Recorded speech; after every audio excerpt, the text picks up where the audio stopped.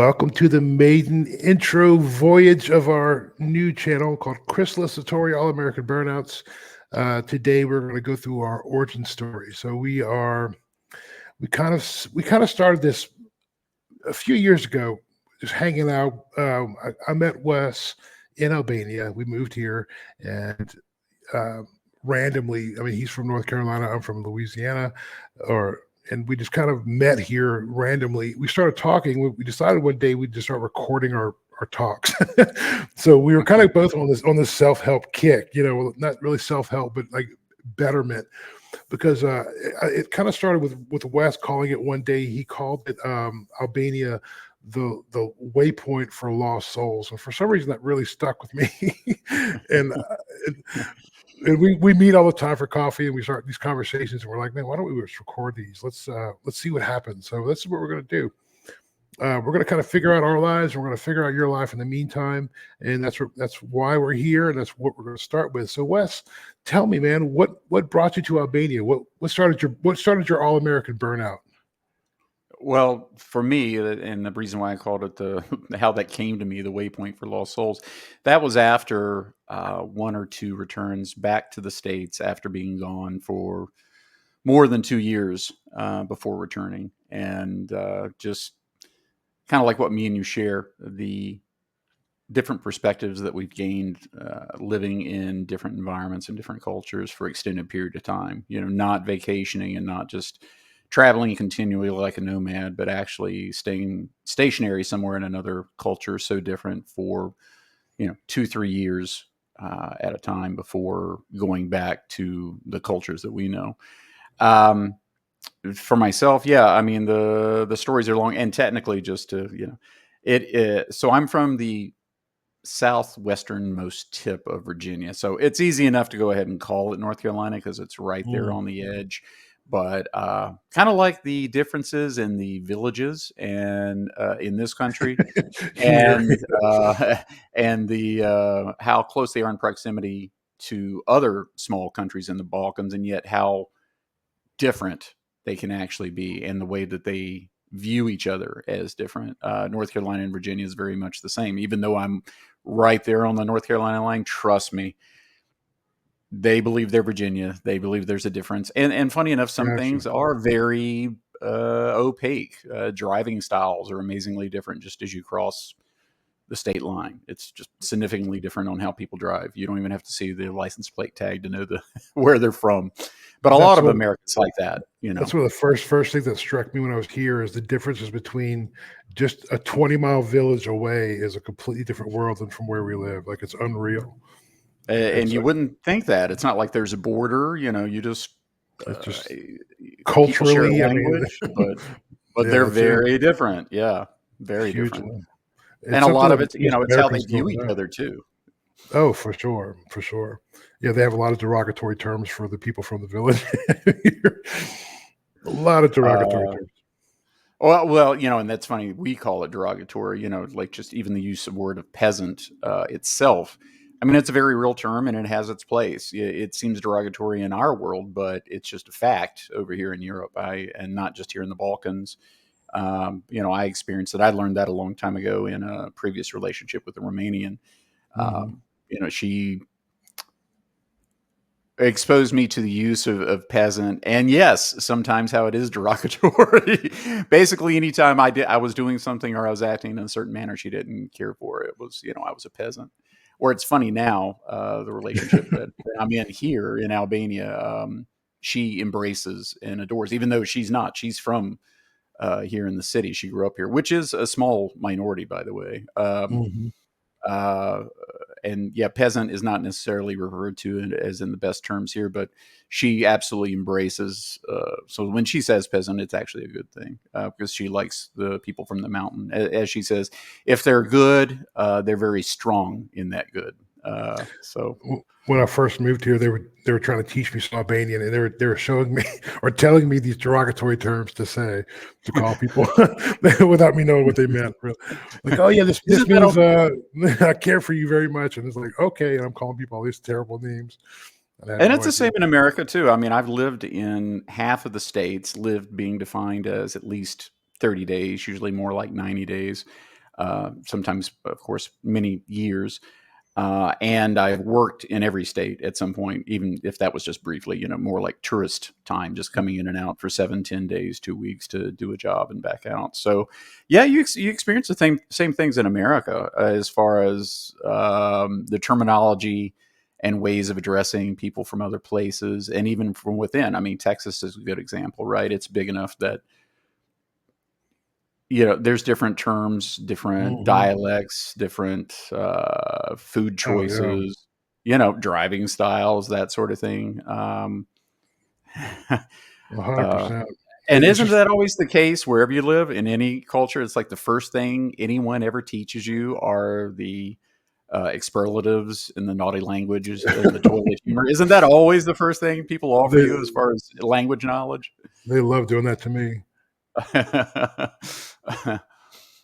So tell me uh, about your tell me what possessed you to move to Europe. Like what was your burnout like, and what possessed you to come to Europe? Like out of all the places in the world, like a lot of people go to Thailand, or Indonesia or Vietnam. I mean, what made you choose Europe above other places? Well, I had before my burnout, I had traveled and vacationed in Europe, Eastern Europe specifically, quite a bit, and enjoyed it very much. I liked that Eastern Europe countries still had their identities. They were still Mm, very strong in their nationalism, and not just nationalism, but their identities. That as a people, they were whole peoples, and that's something that America. I didn't even grow up with that. I mean, in the '70s, it's still there was some of that. There's pockets of people with identities, but that's exactly what's been systematically torn away from us. And we've been fractured into such small, tiny little segments of individualism that we're at each other's throats. So that's something that I embraced. That Eastern Europe always seemed to retain. Something that I noticed in my travels before my burnout and living abroad, just traveling, was that I like that these more younger, still developing nations, while they adopt technology, technology does not define them. Now, I'm sure that's something that will get torn down steadily. I mean, that's mhm. progress.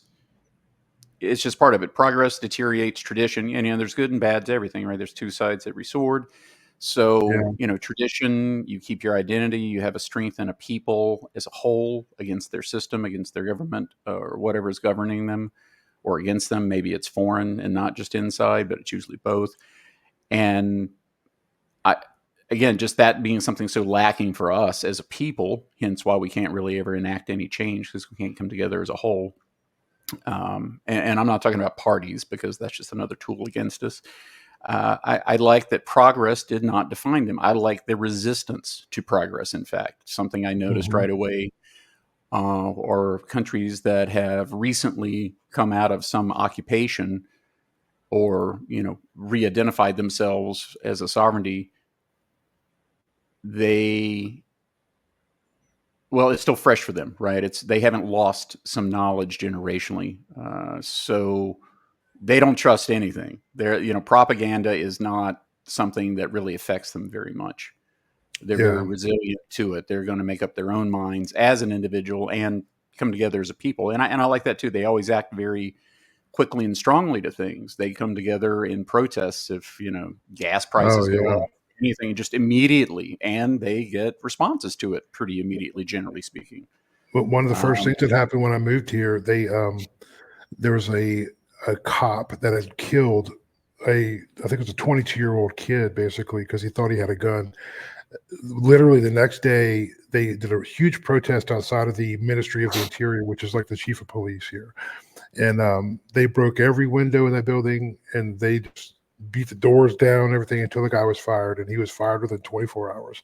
And I'm like, that is how it's supposed to be. Like the government is mhm. supposed to be afraid of his people, not the other way around. So And an I action would directed to the person that caused it, not something indirectly, not to the 100%. agency or some shield organization or bureaucracy. The Yeah, person that cause and effect.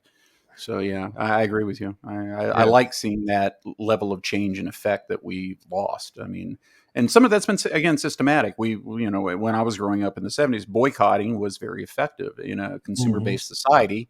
This is your power, right? Your Right. buying power is your power.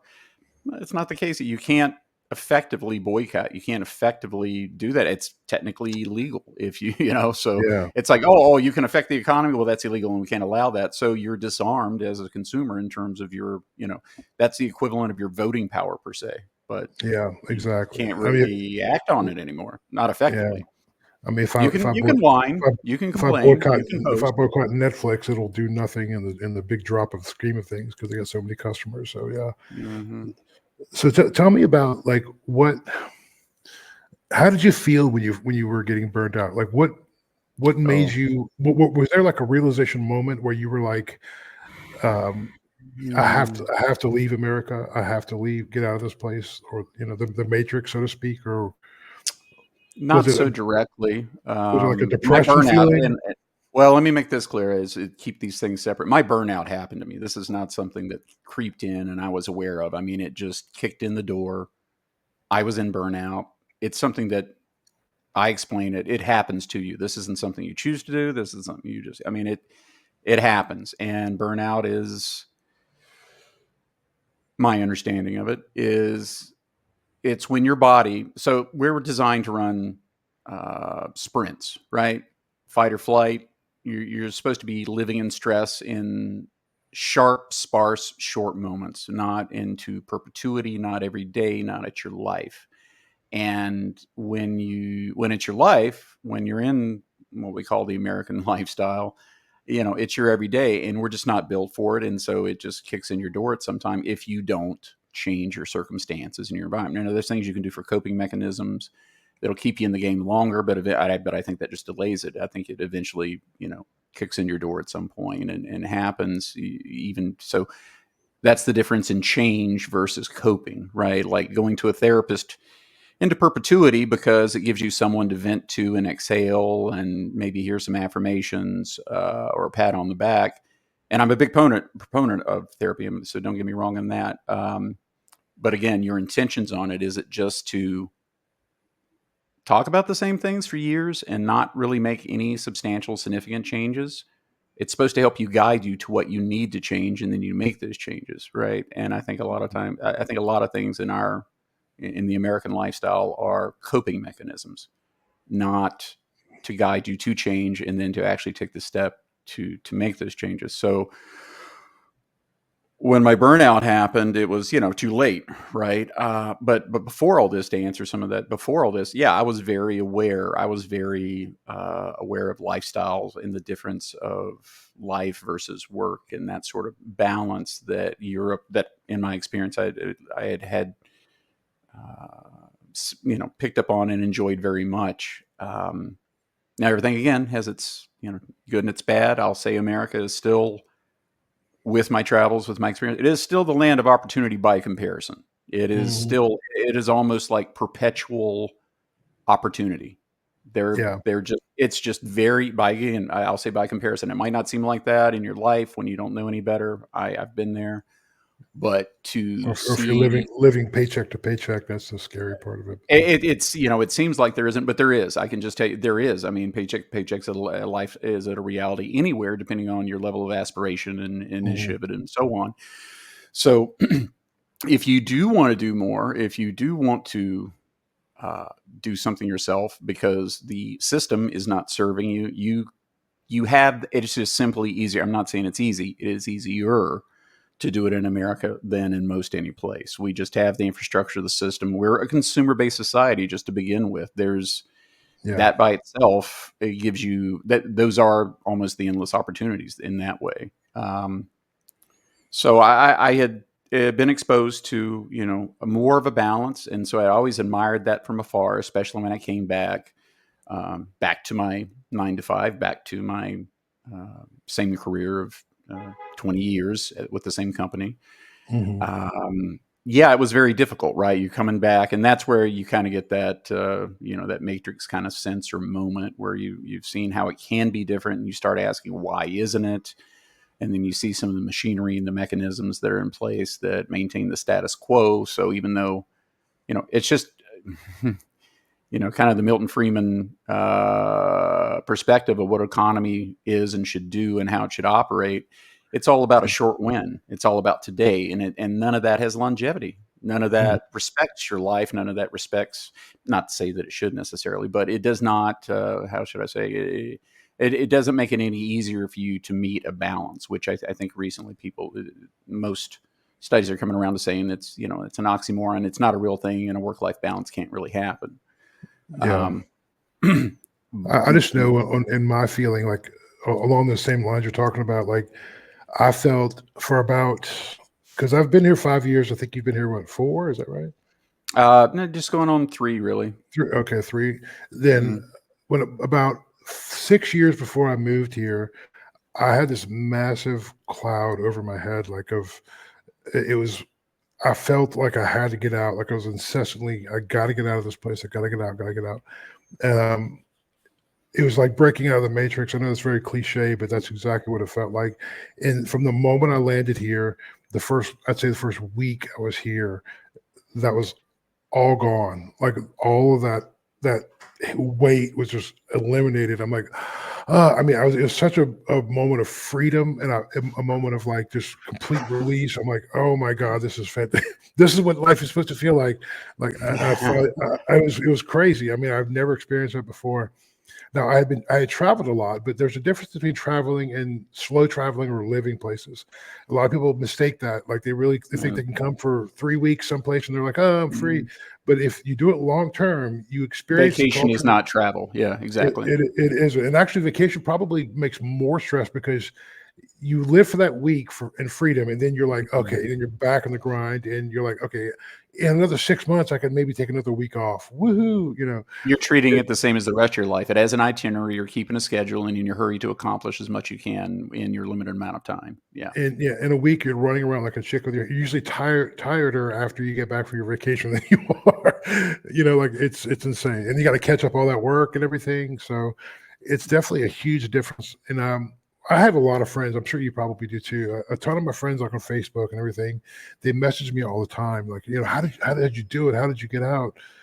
How did you just sell everything and just leave? And I admit I had a strong drive to do it. I'm not sure about your situation with that, but I was like, I knew I wanted to leave. And I knew America wasn't like, it wasn't providing for me what I needed it to provide for me as far as quality of life. And I'm not saying quality as far as infrastructure and such. I'm just saying like the level of freedom that I was, that I needed to feel. I don't know of a better word for it than freedom, but it was very, very strange.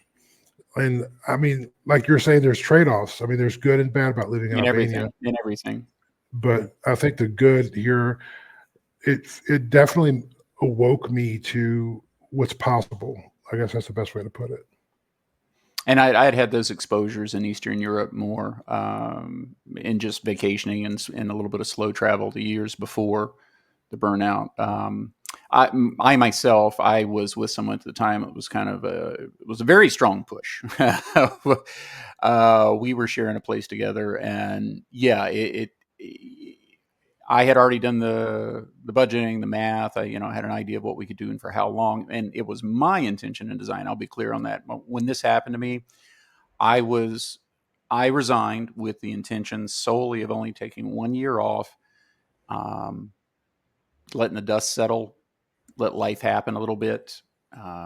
Less structured, less planned. No itinerary, that sort of thing, less direction, and then see where I settled and felt after that, and get back into it after that point. That was not my partner at the time. That was not her intention at all. Hers was to never come back to the States, and she was not naturally born in the States. She had grown up 20 years in a very poorly developed country, Mm. the first 20 years of life, and then came to the U.S.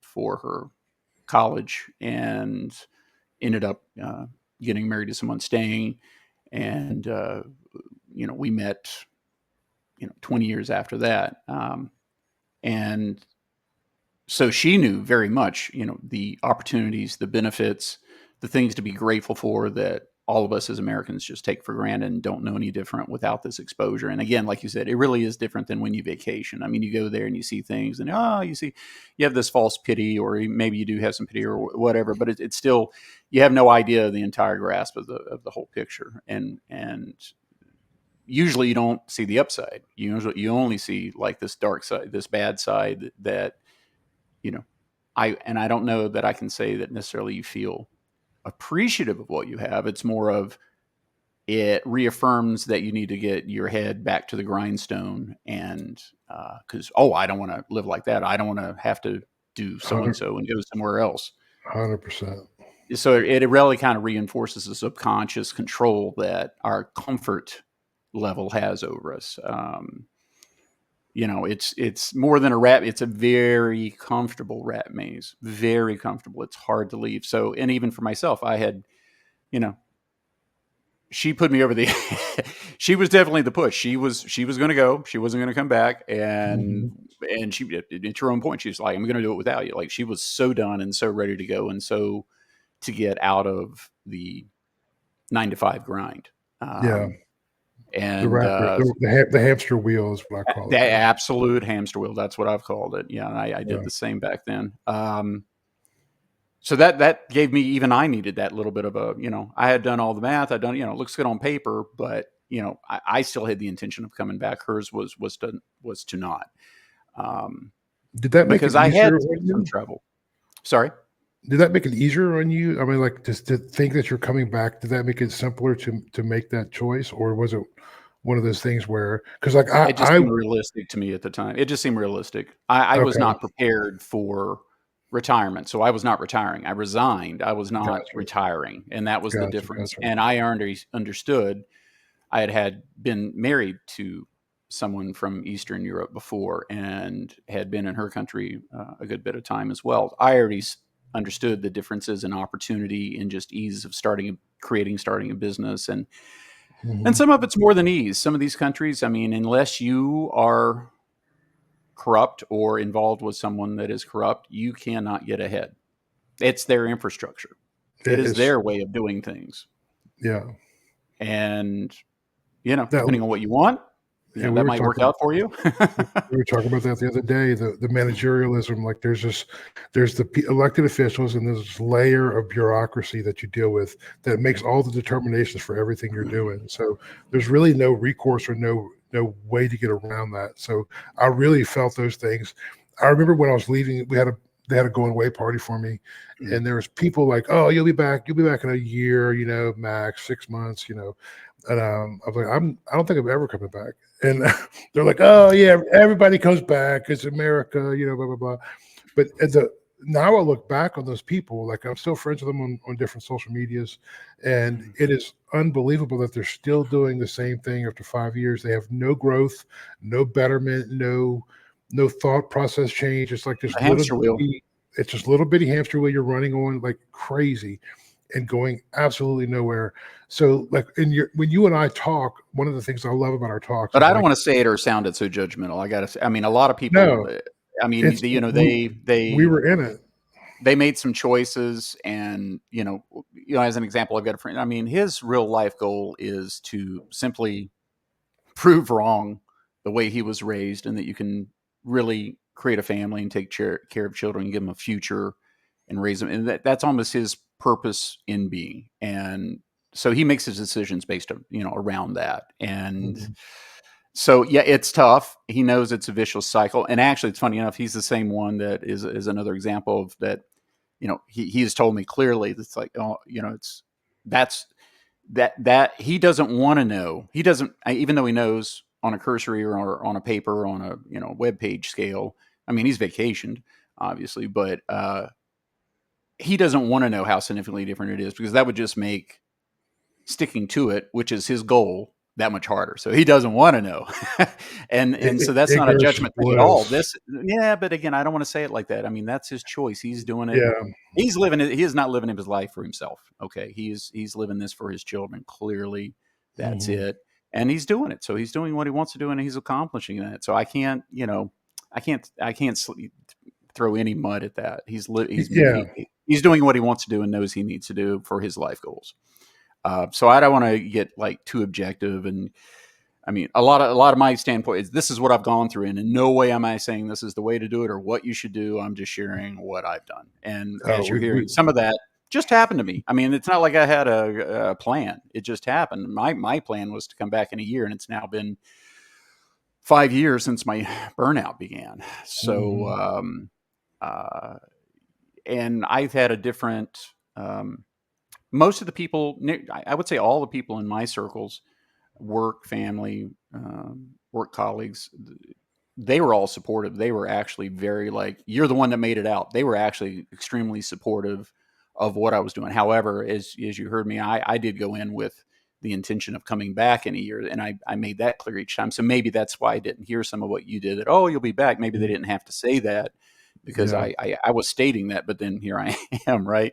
Um, And they're like, and where some of are those same you? people that, well, some of them were supportive. Like when it got to be about the third year of being abroad, you know, they're like, they were like, so you're coming back. They had work opportunities and they wanted to start things and wanted to bring me in Mhm. on that and use that. And I told, I'm going to give it. I've met someone. I think I'm going to give it another year. And that's when after about the third year, that's when I started to get some wows, wow responses out of them. And like, That's about what it was for me too. Maybe mm, maybe the second year I started getting emails or messages saying, man, how did you do that? Like, how did you do it? Like they just had no idea. And I think that control system in the U.S. is so strong that anybody getting out of that, it blows their mind. And they're like, I think they feel the same things we felt, but they just don't know how to express it or don't know a different way. Like they have no other. There's no other options. Like they feel this well, is it feels like you there's have no to do other this. options. It feels that Yeah, way. it feels It that way. feels like it's going to be because mostly due to either just only knowing what's on paper, what's online, what's in a movie, what they Mhm. hear from maybe someone else that has come here from another country, which is usually not the best of stories, Right, right. depending on where they're from. Um, you add all that up together, and then only vacationing for brief periods of time in what is affectionately known as the tourist bubble, which is not Mhm. representative of the country or the lifestyle at all, not just on the grounds. And you say, "Oh, well, I leave," and yeah, it's pretty stark outside the resort walls and that sort of thing. And I go to Yeah, the city, I go to the centers, and but again, it's just it's such a very glossed over. You haven't had to sign up for an ID, pay a bill, yeah, transact, do anything that isn't highly superficial in your experience, to understand the challenges of what are for you and me the simplest of things, and things that you wouldn't think to be difficult, things that wouldn't seem to be a challenge. Things are significantly night and day different. Like so, just like banks here, right? So mhm, America, you go open an account. The whole point is, and it's a free account. Now these days you got to have a certain balance or whatever, so you have a free account and you make interest on it. And really, that's one of your big choosing factors is between the banks is what interest rate, which we know is pithy and doesn't amount to anything now, but still that's a factor when you're choosing ones. Which one rewards you the best, right? That's not how banks are in, in Eastern Europe, especially the Balkans. That is not. It's the opposite. You pay for the account, and it's zero interest, and you pay a commission, a fee on everything, on having the mhm. account, on using the account, on paying a bill with the account, on paying your taxes with the account. Every Yeah, little you want to print out for your statement, that's a per page fee. It's you just significantly night and day different. You just wonder how do these things function? How does it work like this? yeah, But that's just one tiny example. But these are the things that you don't think about that you make very strong assumptions because again you just think, well, it just makes sense. So yeah, why would it be different? And guess what? Things don't have to make sense to be real. yeah. That's the biggest stark difference between here and America. Like the efficiency in America is far superior to here. Everything here, I mean, they have a saying here called a vash, which means like, whatever kind of, or as it comes very slowly. Very It's a slowly, very slowly. very slowly, or it'll get done eventually. And it's okay. It's okay. It's their favorite thing to say. It's okay. It's okay. And they say it very fast. And They use it in it the same manner that Central America uses manana, yeah, yeah, which exactly. technically means tomorrow, but Right, the right. expression is used to indicate Also, maybe Sometime never. in the future. Also, maybe never. Yeah, way in the future. We'll figure it out Having one lived there day. as well too. Having lived there 10 months. Yes, it never is more likely than not. So do me a favor. So people that, I mean, since this is our first episode, I want you to, um, the name Chrysalis Satori. Could you Mhm. describe what that means to you? It was a couple of different terms that I've been writing some things about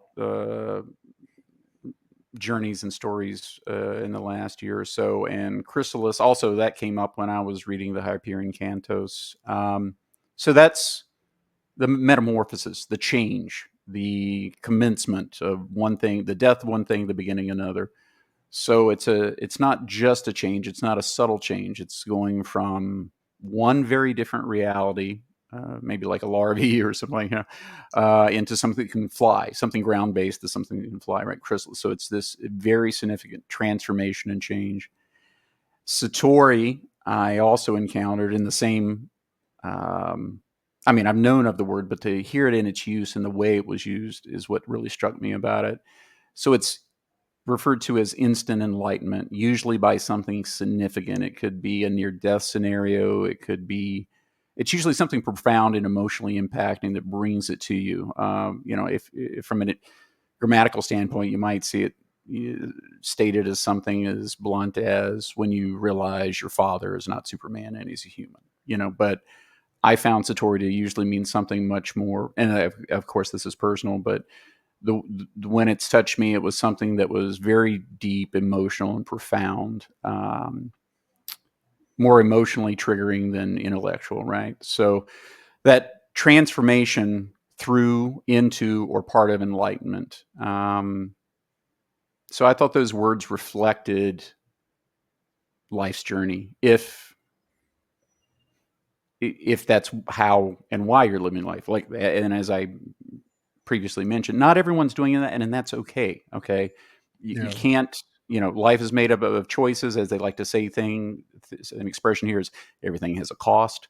So, if people, we all talk about balance, but rarely do we make the changes that will enable that balance. So that brings And me, that actually is touching on right on the next question I have for you. Just Mhm. like what are we doing here? Why are we here? So what is the purpose of this, of Chrysalis Satori, All American Burnouts, the channel? What do we want to accomplish, and what do we want to do as a team to with this effort that we're putting forth? For myself, I do want to help. I want to share. I want to share it. So I'm not trying to tell, instruct, say you should do this, follow what I did. None of that whatsoever. I'm simply sharing what some of the external circumstances were in that point of my life, and then what I experienced going through that, and how I came through the other side, and how I am now, which is ever changing. This is not a destination. This is not about happiness. It's about the perpetual change of life and growth and Mhm. change, and hopefully learning how to accomplish, which again is always just a goal to be aspired to be reached for. It may never be obtained, but it'll make you better all along the way. And that is balance. Nearly everything comes down to that, but it usually requires significant change. Like my burnout, it required that I changed everything in my life, not one thing, not this thing, not just another job in the same grind in the same life. Mhm.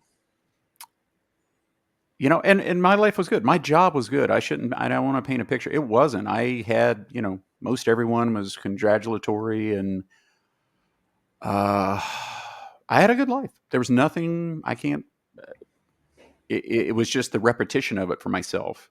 Yeah.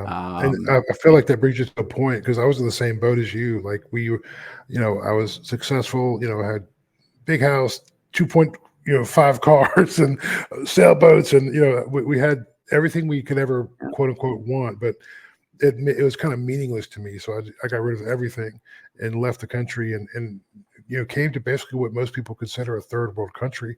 Um, and I found a lot of happiness here. So the journey for me was like and I think that's what the Chrysalis Satori means to me. It's like the journey, but there's a certain level of like light bulb moment.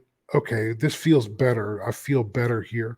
I feel better doing this. And it's not just like an instant like a barbaric kind of gratification kind of thing. It's more like a really spiritual Not at all. self-realization. Yes, it's like a self-realization, like, oh, okay, this is what life is like. This is what life is supposed to feel like. And it really it changed instantly. The instant I got here, like it was almost immediate. And I think that's what Wes and I both want to bring to you guys is like we experienced a change. We would like to tell our stories and talk about the things that may or may not relate to you and help you. We're thinking about different even products that may help people, may do something for you, but we're gonna vet ourselves, and him and I talk all the time, and we're gonna try to bring like a different perspective to the way people think as far as the American lifestyle from what they're used to let you know that there is another possible way. There is another possible way of thinking that'll broaden your horizons a little bit. That's what Chrysalis Satori means to me, at least. And so much of what goes behind decision making, especially that subconscious decision making, the body's stored memories and triggers chemical responses, and Mm-hmm. you've already made a decision before you're consciously aware of it, is largely more than anything else fear based in my learning and Based on things some that I've sort of read. trauma. Yeah. Well, it just not necessarily just something so deep seated. It doesn't have to be something so significant. It's just even the very idea that, like, when we talk about change, we are wired to fear that change is bad. As Right. humans, change is bad. Change triggers fear. That is innate. That has saved us in our evolutionary history. But now we live in a time of perpetual and very rapid change. And so we're also receiving change as a negative that way in our real day Mhm. lives, even though life is much easier than it was for the reasons that we developed these instincts. This is the big part of the journey. This is identifying, coming to terms that so much is fear based. And so that's what I would like to, by sharing, hopefully, maybe is, I don't know if I can say take away the fear, but at least make you aware of it and when I experienced it and why and what helped to get through it. And because I think so much of when people imagine, because that's all they can do, right, is imagine what it's like to live in another culture, in another world. They're afraid of it. They don't know what that entails, and they're afraid of it. And I don't think that's so unjustifiable or wrong. Again, that's why we're just going to share Yeah. what we went through, and I wouldn't even call them struggles. They're just, it's like the difference in saying something is a problem versus something that just needs to be done and has to be done. I Not find it everything's a problem. It's interesting just that something that has to be accomplished. I think it's amazing that both of us, like we kind of like we had this life. It was good life by most standards, what people think is the most standard. And we basically just took it and we turned it completely upside down. And we end up in this weird place, and I feel happier because of it. And I think it's ironic, like the journey that you took are so different. We didn't know each other in the States. We didn't meet until we got here. And then we had this weird connection of like, wow, okay, you went through the same thing I went through. Oh, you went through that too. You went through that. I mean, it became And one that thing took after years, another. really, to get to It know took that. it took years for sure, because it's not something you share immediately. It's like, so I'm very grateful for our friendship, and like, as we Me approach too. almost 40 minutes, I want everybody to remember, like, we're here to just express our failures, so to speak, so that and how we learn to do different things and how we learned to embrace the changes and embrace the problems that they may have, in other countries, but and how it made us happier and stronger and better, I think sometimes. Yeah, I'm So not here that, to set a model or dictate or judge. yeah, Just sharing, purely because just sharing because my story. you could call both of us utter failures, like we failed so hard in our life it's not even funny, but we're going to tell those stories too. So I think in every future episode from here on out, we're going to talk about different things like food. We're going to talk about relationships. We're going to talk about the problems maybe settling in a different country, the culture shock things you may run into. There's a lot of episodes coming up on this. I think Wes and I are just going to take this journey, see where it goes, and just kind of start recording our conversation we have over coffee every afternoon, and we're just going to take you on the journey with us. So that's the purpose for this channel. And do you have anything to say before signing off today, buddy? Thanks for setting this up, Paul. Oh man, If it actually helps someone in their life journey, that's all I'm in it for. Yeah, 100%, 100%. And I think some people can take what we do, and I'm basically just going to answer every direct message I get on how did you do it, why did you do it. That's what I'm going to answer on this channel. It basically Those are going to take hours of episodes. There's a lot to share. 100%. 100%. So this is our maiden voyage, guys. We are just starting this up, and we're gonna try to cap every episode right around 40 minutes or so, 30 to 40 minutes, keep them relatively short, because we could literally when we have coffee, we talk about this for 3 or 4, 5 hours. It's not probably 4 hours average. Yeah, average. Yeah, it's crazy. So we have a lot of episodes to bring you guys, and thank you for joining us on this journey. And we hope that we could be of some help to you. And we'll sign off for today, and we'll see you on the next one. See you. Thank you.